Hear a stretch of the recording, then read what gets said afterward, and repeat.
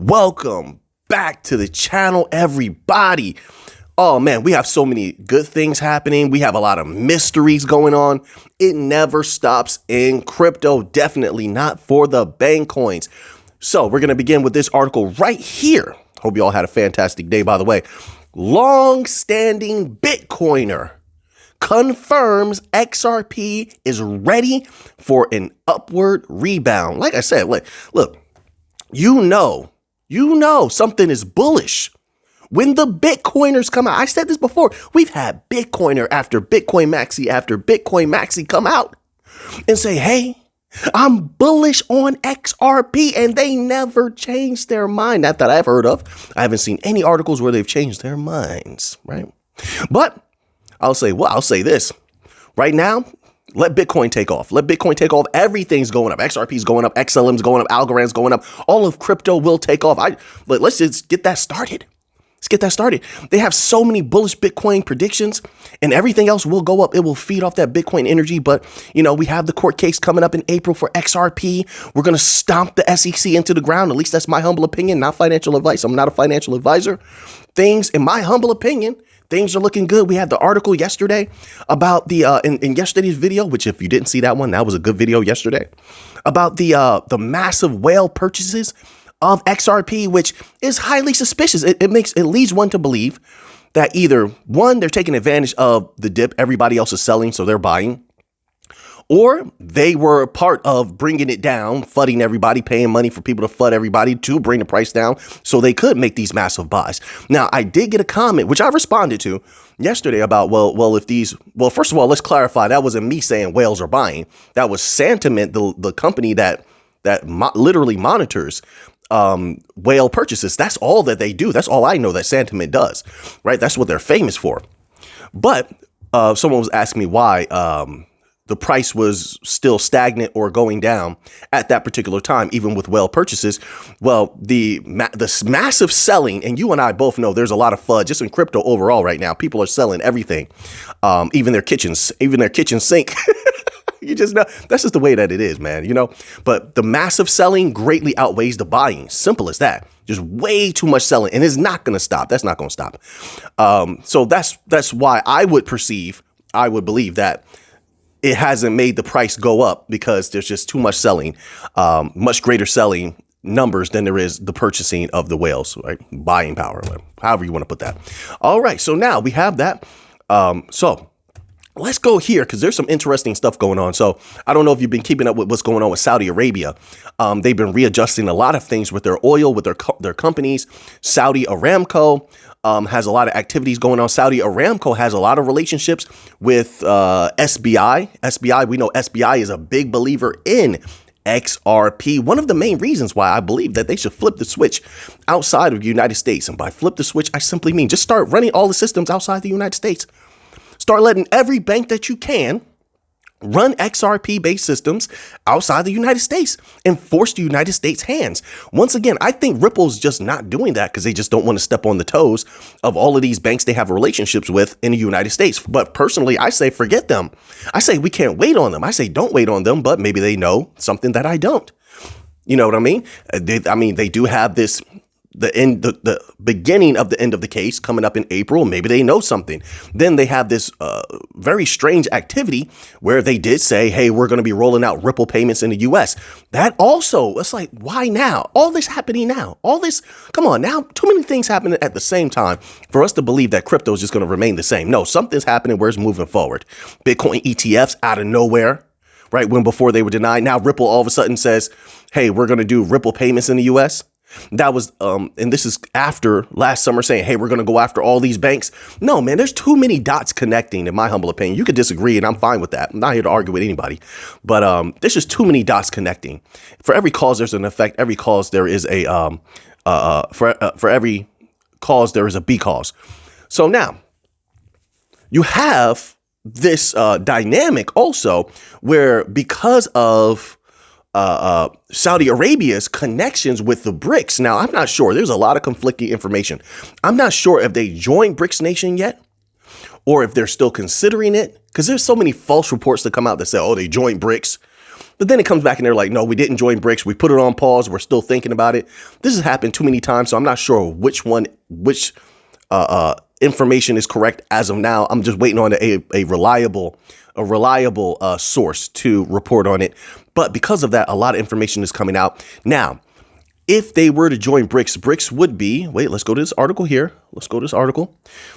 BRICS at that point, if Saudi Arabia joined BRICS, it would hold $45 trillion. $45 trillion. Now, in that's so huge to keep in mind because of the bank coins.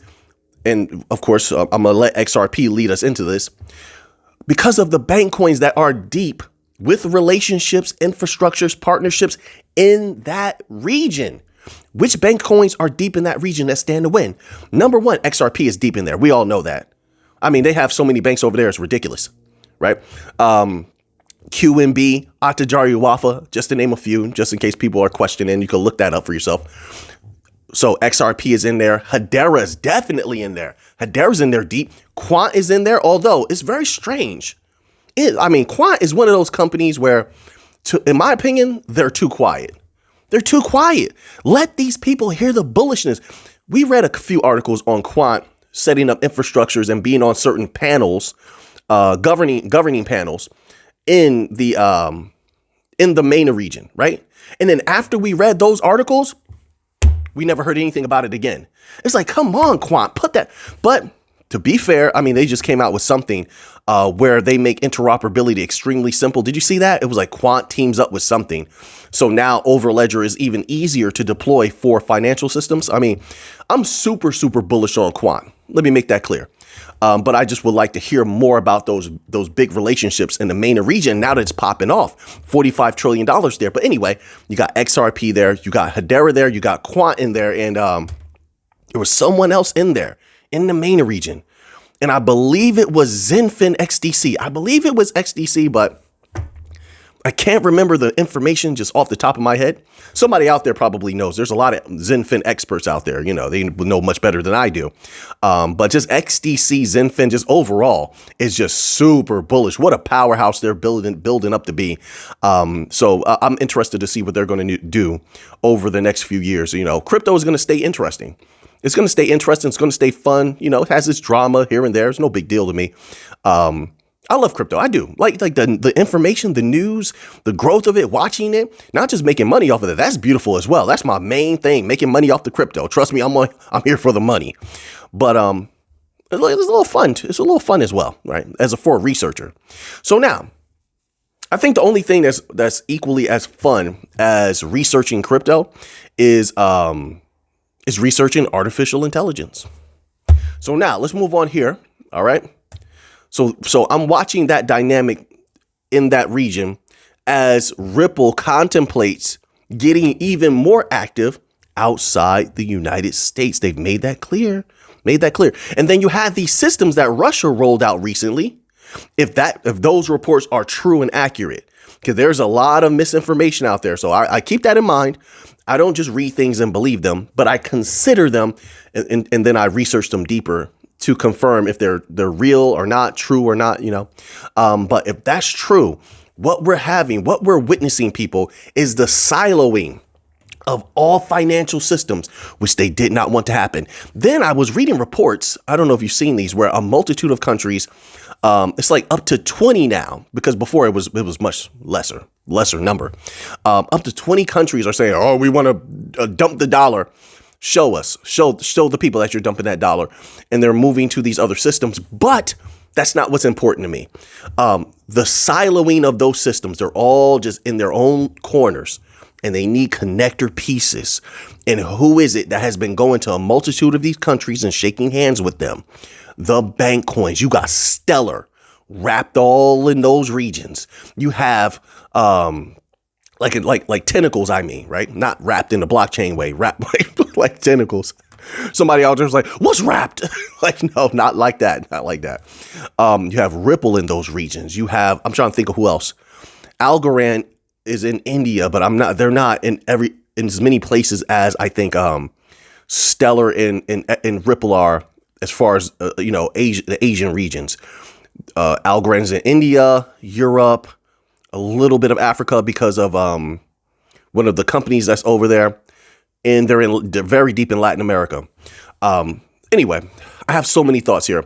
So now let's go here because there's a lot happening today, people. I'm trying to get through this information as fast as possible.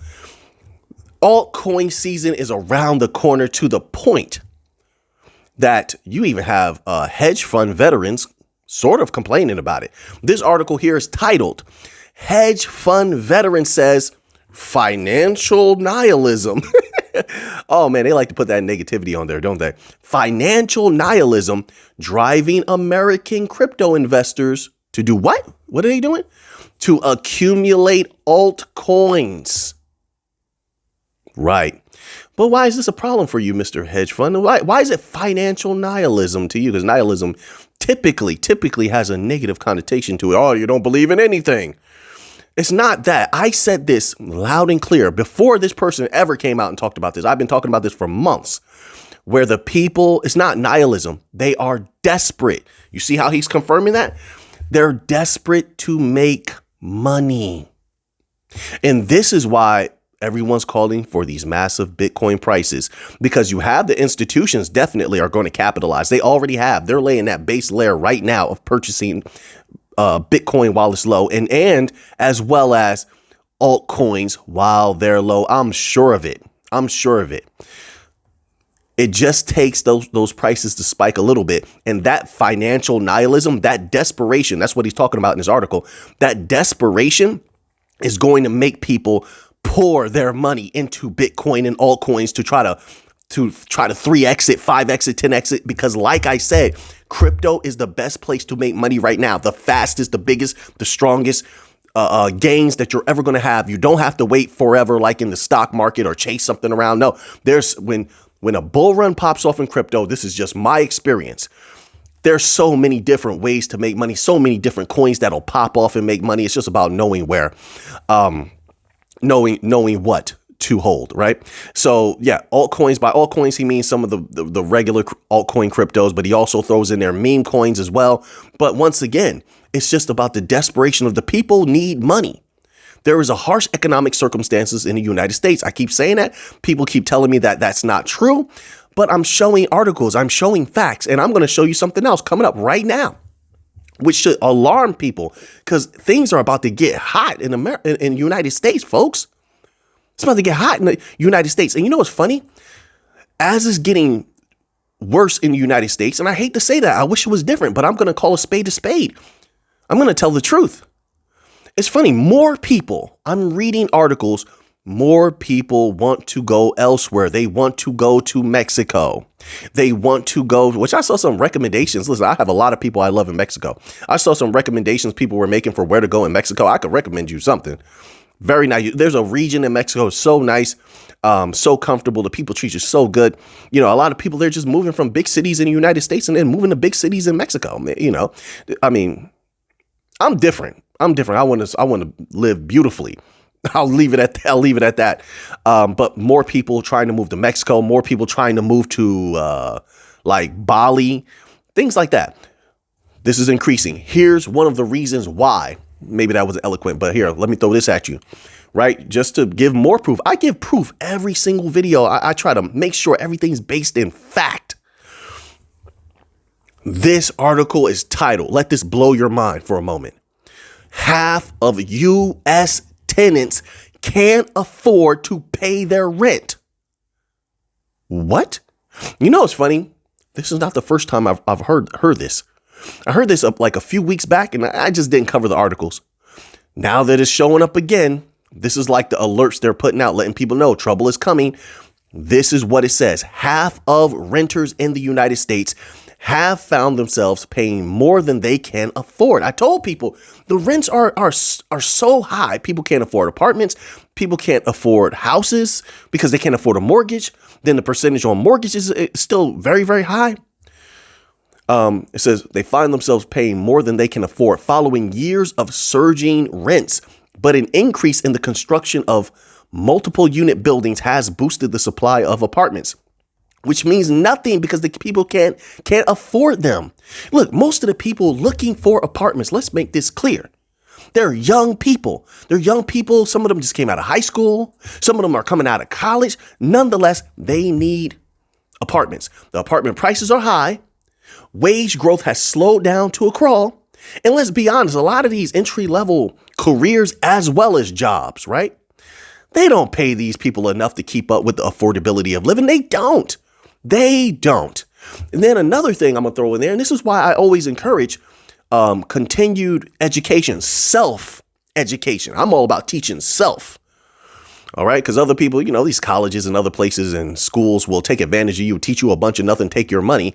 But you knew what you needed all along. Sometimes you have to guide yourself. You got to add something to yourself. So financial awareness and saving money, you know what I mean? That's huge as well. That's what people need to concentrate on. You know, a lot of people, they're promoting lifestyles that they don't even live. You will be surprised how many people, I make a 200K, 300K, and they are massively in debt. They just redid their kitchen because everybody else redid their kitchen. Oh, I'm gonna redo my roof. But you couldn't afford that. You're sitting on massive credit card debts and things like that. This is why you see, I'm just keeping it real. I'm just telling what the other people don't want to talk about. All right, I'm telling you. This is why you can read article after article. You can watch video after video. I know because I've done it. These are facts of the people who are going through this en masse. Reporters are holding a microphone up and letting them tell their stories where they make apparently a good amount of money, but they're massively in debt because they did not have financial awareness. Maybe you don't need 3, 4, 5, 6 vacations a year. It's like this. No. People need better financial awareness. Just my humble opinion. They can save their money. You live better for longer. You're comfortable in the future, right? So anyway, look at this. And I don't agree with this either. Look at this. The median asking rent is $1,713. Where? In the middle of America, not in the cities. No, not in the city. No, not in the cities. No, listen, is way higher than that. But I mean, like they're taking the average of everything together. So even areas that are devastated, areas that are gutted, they're taking that rent as well and putting everything together and taking the average. Right. So it brings it down to this 1,713, makes it look way better than what it is. Most people don't live in those areas. Most people live in city-like areas, areas where there's jobs. Let's get the median on what the rent is in areas where there's jobs. That's what you need to be looking at because that's where all the people are going. And even if they did live in a place where there's no jobs and is gutted out and there's barely anybody living there, terrible circumstances, most of those people that have an upward trajectory leave there and they go to somewhere where they can get a career and a job. So that's where they're looking for apartments. Those apartments like north of $2,000, at least north of $2,000, $2,100, $2,500, $3,000, $4,000. You know, and then even then sometimes you're not getting much, you know, so, I mean, it's a crazy time to live in, but I just wanted to put that on people's table. Like this is real and true. Half the renters in the United States can't pay their rent. What's about to happen? You tell me what's going to happen. And that's taken into account that some states are trying to push. I think one state, I can't remember which one already passed it, but some states are pushing where you can't even be homeless. So all that van life stuff, all of that, living in your car things that people were pushing the last 2 years and such, those type movements trying to make them look, feasible. Some places you're not even going to be able to do that. So anyway, I just wanted to put that out there, because some people I get a lot of comments. Some people are, oh, no, Mick, that's not the way it is. And I'm like, listen, I just showed you the article. Here's another article. There you go. This is what I do as a researcher. All right. So now let's move on, folks. All right. I'm having a good time. I hope you're having a good time. Hope you're having a good day. Please, once again, smash that like button. It doesn't take anything. And I'll tell you what, I appreciate it. And I will remember you forever, right? Especially you leave a comment. I won't know if you click the like button. I'll just see the like. But if you leave a comment, I remember everybody's names. So now we have an insane bullish, super bullish Bitcoin prediction. Listen, do it. I will make so much money off of Bitcoin. I want Bitcoin to skyrocket right now. Bitcoin Bitcoin's path to $2.3 million? What? A $2.3 million? Don't get my blood racing. $2.3 million. And you won't believe who this is coming from. I would think this is coming from somebody like just some content creator or somebody on the just regular internet. This is coming from ARK Invest. What? ARK Invest, what do you know? Well, let's find out. I like ARK Invest, you know. So and I liked ARK Invest since before I was in crypto and I was in the stock market. I liked a lot of the bold plays. I think our thinking is very similar in some ways. I disagree with some things ARK Invest does and says, but back then I used to think we were very similar in how we dealt with the stock market. But anyway, it says here in a research report, by ARK Invest, the potential trajectory of Bitcoin's value is meticulously analyzed. You hear that? All right, because I know people are jumping in the comments section. If they do, I don't know what's going on with YouTube lately. They don't show some of my comments. They don't show some other people's comments. I'm hearing people can't see some videos. I don't know what's going on with YouTube. YouTube always has problems, but they always seem to fix it sooner or later, you know. And everybody's been letting them know that there is a problem.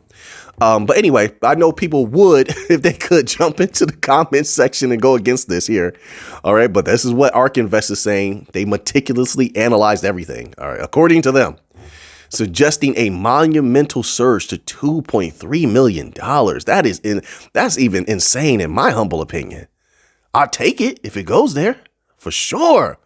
If it goes there, oh my word, we're finished here, folks. If you know it. A lot of y'all going to be on islands. It's over with. Bitcoin go to 2.3 million, man. Yeah.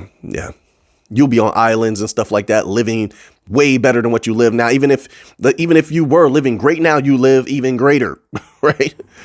It says here, can Bitcoin achieve a milestone of 2.3 million? Because ascension is not merely a speculative frenzy, but a testament to the intrinsic value and utility. Indeed, it has fundamentally disrupted the traditional financial ecosystem, offering a decentralized alternative. I don't want to know that. Get to the information. Bitcoin, don't get me excited and tell me this basic stuff about Bitcoin. No, don't do that. Bitcoin's rise is partly due to various investors. Okay, talk about what ARK Invest said. Let's scroll down because I want to hear what ARK Invest said. Quote, Bitcoin's volatility can obfuscate its long-term returns, while significant appreciation and depreciation can occur over the short term. A long-term investment horizon has been key to investing in Bitcoin, unquote, wrote ARK Invest. All right, folks, I got to move on. If you want to read this article here, is from beincrypto.com. I don't have time to play with them. I'm trying to keep the video on the shorter side, okay? All right. People tend to watch the videos more if they're below 30 minutes, even though that's difficult to do when you have all this research I've been collecting all night and day, right? I'm doing business. I'm collecting research. I'm on the move outside in the world. I'm doing research. It's hard to keep it down below like 40 minutes, below 30 minutes. So Jerome Powell confirms that the U.S. debt is unsustainable. How much more do people need to hear? There is a crisis coming. There is a black swan coming. There is there's already a depression. You can't tell me half of the people in the U.S. can't afford to pay their rent and then tell me it's not a depression. People can barely get jobs, even though there are allegedly all these jobs available. You do know they're going by job postings, right? And those job postings, most of them are not current. They're not real. Type in Google ghost job postings. You're welcome, right? They manipulate the data. Come on now. So anyway, Powell says Powell said the Federal Reserve needs, quote, more confidence, unquote, in the U.S. economy before it can begin cutting rates. And I told people for months that they weren't going to cut rates. And my thoughts were based on what other members, less popular members of the Fed said. But the people don't listen because all these other individuals come out and they don't go by what the Fed said. They're just reading what regular people are talking about. I hate to phrase it that way. I'm trying to be as nice as possible. And they say, well, they're going to cut rates. It sounds good because they want to hype the people up. They're going to cut rates. I saw it because I saw it. I read it, what they were saying. And I'm like, why would you say that? Why would you say they're going to cut rates when this St. Louis Fed member said they're not going to cut rates? And then there was another Fed member said there's likely that they're not going to cut rates. And I showed the articles and everything. Like anybody could look this stuff up. But what happened? They didn't cut rates, and now Powell is saying that they're not going to cut rates, which caused a crash in the Dow. It was caused the Dow to crash a little bit. We'll get there. We'll probably close out with that article, but it says Federal Reserve Chair Jerome Powell is warning the United States is on a, quote, unsustainable fiscal path, unquote. He's saying it. You know it's bad when he has to tell the truth. Every time this man moves his lips, there's a lie coming out. I'm just, Mr. Powell, I'm just kidding. but we don't see eye to eye most of the time. The Fed has to know that. You're like, Mick, the Fed doesn't know you. When we first started the channel, do you know how many conversations I had with the Fed about crypto? Do you know how many times I sent emails to them and left messages for them? Like, come on, stop playing, man. Stop playing. Anyway, I know that's hard for some people to believe, but when we first came into the channel, we were hardcore with the research, right? Anyway, it says with debt currently, I don't know if he knows me or not, but like his office definitely does. With debt currently outpacing growth in the broader economy, speaking in a January 4th interview with 60 Minutes. Okay, that's all we need to hear from there. Let's move on. We're doing a good pace today, folks. We're going to hold off. I know every day people are going to be like, Mick, you always hold off on the BRICS article. We did one BRICS article today. We did one. All right. I got to hold off on this one because I want to get to this Dow, little bit of Dow information. So anyway, oh, man. This article here is from the New York Post and it's titled Dow Plunges After Fed Chair's Rate Comments Spook Markets. And it's like, I just shake my head like, Powell, can you take it easy with the verbiage, please, bro? You know it's going to shake these people up. And it's like, just give it to them. You ever heard, you know how somebody let you down lightly instead of just hitting you with information really hard, right? If that makes any sense. He hits you with the information hard every time and he shakes the markets every time. This to the point where it's pretty much market manipulation. Let them down easy, Powell. Man. So anyway, then the Dow plunges 300 points.